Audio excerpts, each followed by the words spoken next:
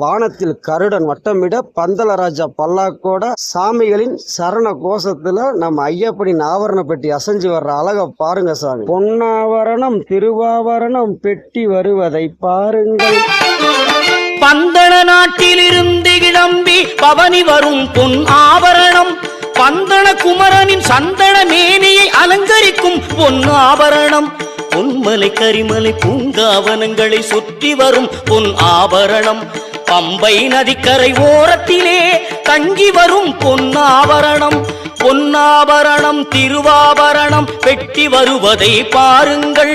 பொன்னாபரண பெட்டியை கண்டு தொட்டு வணங்கிட வாருங்கள்.